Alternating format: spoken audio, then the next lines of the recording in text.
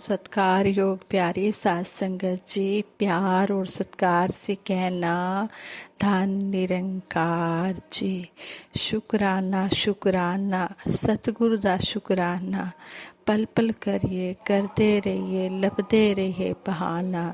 हम हर पल सतगुरु का शुक्राना करते रहें, जिन्होंने हमें ये मानुष जन्म का लक्ष्य बताया है कि इस परम पिता परमात्मा को पाना है और इस परम पिता परमात्मा के हमें दीदार भी कराए हैं, इस निरंकार के दर्शन कराए हैं, इस निरंकार से मिलाया है। हम सतगुरु का लाख लाख कोटिन कोटिन बार शुक्राना करते हैं। आप जी का सभी का शुक्राना करते हुए दासी सतगुरु निरंकार दातार साथ संगत माँ के आशीर्वाद से ये विचार रखने जा रही है। इन विचारों द्वारा हमें यही समझाया गया है कि एकत्व से इंसानियत की ओर मानव प्रभु की सबसे उत्तम रचना है। इसका प्रमाण यह है कि प्रभु ने मानव को जैसा सुंदर व विलक्षण शरीर दिया है वैसा किसी को नहीं दिया। एक परम पिता परमात्मा की संतान होने के कारण सब मनुष्य एक है। मनुष्य का उद्देश्य भी एक ही है कि सभी परम पिता परमात्मा की पहचान करके इसके भय में रहते हुए एक दूसरे को आपस में सहयोग देते हुए मिलजुल कर प्यार से रहें और प्यार और नम्रता को जीवन का आधार मानकर जीवन बिताएं। अब समझें कि किस प्रकार से हम सब एक हैं। हम सब 5 तत्वों से बने हुए हैं। हम सब की संरचना भी एक जैसी है, सिर्फ देखने पर बनावट अलग अलग है। यह भी हमारे वातावरण और खान पान के कारण है। आध्यात्मिक साहित्य का आरंभ वेदों से स्वीकार किया जाता है। वेद का मुख्य स्वर ही वसुधैव कुटुम्बकम है कि इस धरती पर रहने वाला सारा संसार हमारा परिवार है। पंचम पातशाही श्री गुरु अर्जुन देव जी महाराज ने कहा कि एक पिता एकस के हम बालक। श्री गुरु नानक देव जी महाराज ने भी यही समझाया कि यह सारा संसार एक प्रभु परमात्मा के नूर से पैदा हुआ है और इसमें कोई भी बुरा नहीं है। अवल अल्लाह नूर उपाया कुदरत दे सब बंदे, एक नूर ते सब जग उपजया कौन भले कौन मंदे। कि सभी इस एक परमपिता परमात्मा की संतान है, सभी इस एक परमात्मा से ही पैदा हुए हैं, इसलिए कोई भी बुरा नहीं है, सभी अच्छे हैं।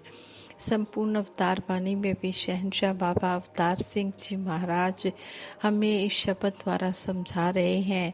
इक्को नूर है सब दे अंदर, नर है चाहे नारी है, ब्राह्मण खत्री वैश्य हरिजन, इक दी खलकत सारी है। संपूर्ण हरदेव वाणी भी इसी बात की गवाही दे रही है। हिंदू मुस्लिम सिख ईसाई परम पिता की सब संतान, जैन पारसी बाद में सारे, सबसे पहले हम इंसान। अब आगे क्वेश्चन यही उठता है कि जब हम सब एक ही प्रभु परमात्मा की संतान हैं तो हम मानवता को छोड़कर दानवता को क्यों अपनाते हैं। तो यह बात स्पष्ट है कि यह सब इंसान अज्ञानता के कारण करता है, क्योंकि इंसान अपने आप को दूसरे इंसान से अलग मान रहा है, जबकि हम एक ही प्रभु परमात्मा की संतान हैं। जब इंसान को यह बात समझ में आ जाती है कि इस धरती पर रहने वाले सभी जीव एक ही परमपिता परमात्मा की संतान हैं, तो सभी प्रकार के झगड़े खत्म हो जाते हैं। वननेस को स्थापित करने के लिए गुरुओं पीरों पैगंबरों ने पहले भी कोशिश की है। जब जब भी रब्बी पुरुष अवतरित होते हैं, ये चारों वर्णों को एक साथ बिठाकर ब्रह्म ज्ञान की रोशनी में एकत्व और इंसानियत का पाठ पढ़ाते हैं। इसी प्रकार के भाव सतगुरु बाबा हरदेव सिंह जी महाराज ने भी व्यक्त किए हैं। एक पेड़ जिसकी पत्तियां, टहनियां, फल फूल आदि अंग अलग अलग हैं, लेकिन उसका बीज तो एक ही है। टहनियों के रंग अलग है, पत्तों के रंग अलग हैं, फूलों के रंग अलग हैं, सबका स्वरूप अलग है, गुण अलग है, लेकिन यह नहीं कह सकते कि पेड़ की जो टहनी है उसका बीज कोई और है, जो फल लगा है उसका बीज कोई और है। बीज सबका एक ही है, मूल एक ही है। मूल एक प्रभु परमात्मा ईश्वर है। इंसान इसी की संतान है, सभी इसी के परिवार के अंग हैं। महापुरुषों संतों ने इसीलिए कहा कि मानव की जाति एक है। अगर हम ध्यान से इन बातों को सुने और मन से मान पाए, तभी वननेस का भाव स्थापित होगा। वननेस से इंसानियत कैसे स्थापित होगी? क्वेश्चन यह आता है। पहला भाव जो वननेस से इंसानियत उत्पन्न करता है वह है आपस में प्यार। जब हम एक दूसरे से प्यार करेंगे तो हमारा संबंध भी मजबूत होगा, पक्का होगा। हमें एक दूसरे के प्रति ईर्ष्या, वैर, नफरत को छोड़कर अपने मनों में प्यार भरना होगा, और यह तभी संभव होगा जब हम तत्व ज्ञान को मन में अपनाकर सारे संसार को रचनहार की रचना मानेंगे। एक दूसरे के प्रति नफरत से प्यार की ओर, अनादर से आदर की ओर, दुराव से लगाव सत्कार की ओर सभी को प्यार से लेकर चलेंगे।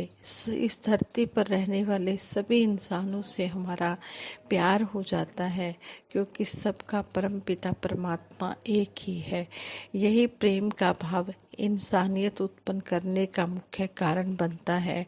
सतगुरु बाबा हरदेव सिंह जी महाराज ने अपने जीवन के प्यार का एक ऐसा अनूठा पाठ पढ़ाया और स्वयं इसे जी कर दिखाया, तभी उनके जीवन को लव पर्सोनिफाइड कहा गया है।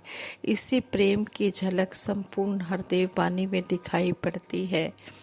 संपूर्ण हरदेव वाणी शब्द नंबर 131 में नफरत खुद ही मिट जाएगी, प्यार अगर बढ़ जाएगा, कहे हरदेव गुरु ज्ञान से दुनिया में सुख आएगा।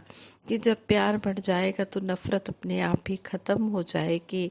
और सतगुरु बाबा हरदेव सिंह जी महाराज कहते हैं कि गुरु ज्ञान से ही इस दुनिया में सुख आएगा, वरना यहाँ दुनिया में सुख आने वाला नहीं है। जब गुरु के ज्ञान पर चलेंगे तो फिर हमें पता लग जाएगा कि सारा परिवार हमारा अपना है, कोई भी पराया नहीं है। सभी अपने नजर आएंगे तो फिर अपनों से तो हर कोई प्यार ही करता है, तो फिर सुख ही सुख आता चला जाएगा। प्यार का एक संसार बसाओ तब दुनिया बच पाएगी, नफरत की दीवार गिराओ तब दुनिया बच पाएगी। यहाँ पर भी सतगुरु बाबा जी समझा रहे हैं कि जब प्यार होगा तभी दुनिया बच पाएगी, क्योंकि फिर वैर, ईर्ष्या, निंदा, नफरत खत्म हो जाएगी, तो उसकी जगह सद्भाव आ जाएगा, अच्छे विचार आ जाएंगे। और फिर नफरत की दीवार जब गिर जाएगी तब सारा संसार हमें प्यारा लगने लग जाएगा, फिर सबके भले की कामना होने लग जाएगी। लेकिन ये सब गुरु के ज्ञान से आता है। जब तक गुरु का ज्ञान मन में नहीं बसता है, गुरु ज्ञान की समझ नहीं आती है, तब तक सारा संसार अपना नहीं लगता है। सारा संसार अपना तभी लगता है जब ये गुरु ज्ञान की समझ आ जाती है कि एक पिता एकस की हम बालक की, हमारा पिता एक है और हम सब इसके संतान हैं। दूसरा भाव जो इंसानियत पैदा करता है वह है सहनशीलता। सहनशीलता शब्द में भी इसका उत्तर छिपा हुआ है। जो सह जाते हैं वो शीतल हो जाते हैं।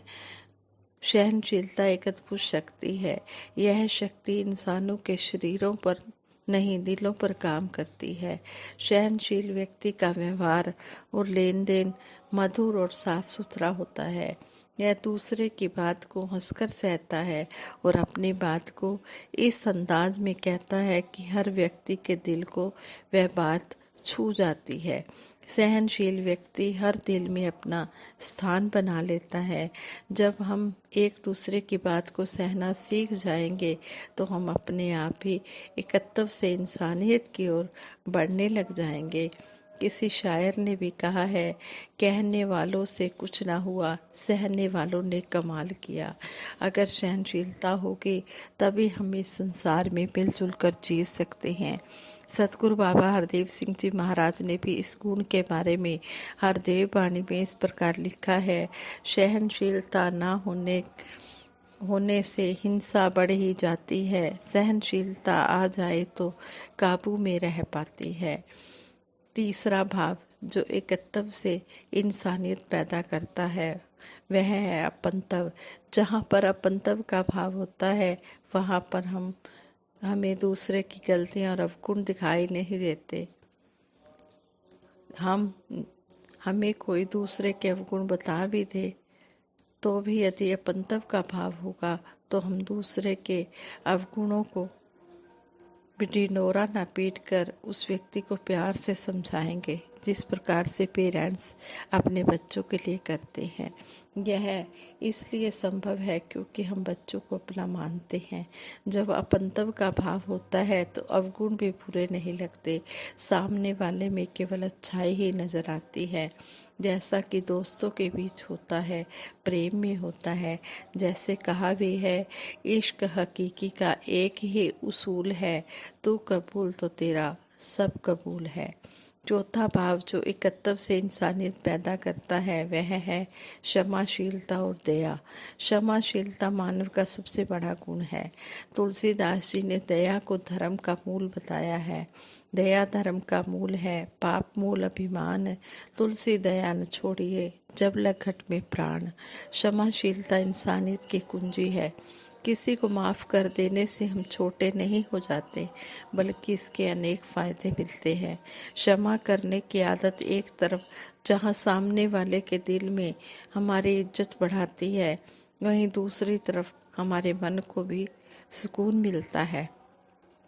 आज सतगुरु माता सुदीक्षा जी महाराज चाहते हैं कि इंसान जात पात रंग नस्ल अमीर गरीब ऊंच नीच भेदभाव तंग दिली को छोड़कर इंसानियत प्यार मिलवर्तन भाईचारा अपनापन सहयोग सद्भावना और समानता की भावना को धारण करते हुए एकत्व से इंसानियत की ओर अग्रसर हो।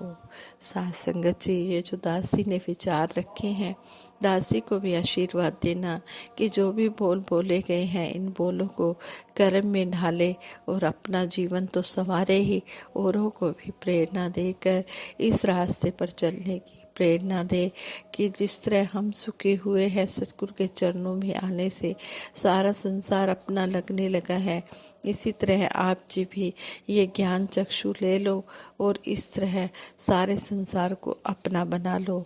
सभी में प्यार ही प्यार बांटते चले जाओ। प्यार दें प्यार लें, सबको सत्कार दें, भर ले झोली, खेले प्यार के रंगों से होली। इस तरह हम प्यार ही प्यार बांटते चले जाएं, प्यार के रंगों से होली खेलते चले जाएं, एक दूसरे का आदर सत्कार करते चले जाएं, प्यार देते चले जाएं। सतगुरु माता जी ये गुण हम में भी भर देना, जो गुण आप जी सिखा रहे हैं। इसी तरह हम आप जी का गुणगान करते हुए, ये सतगुरु निरंकार की चर्चा करते हुए हम अपना जीवन अंतिम श्वास तक आप जी के चरणों में तोड़ निभा कर जाए, यही अरदास है, यही प्रार्थना है। साथ संगत जी प्रेम से कहना, धन निरंकार जी।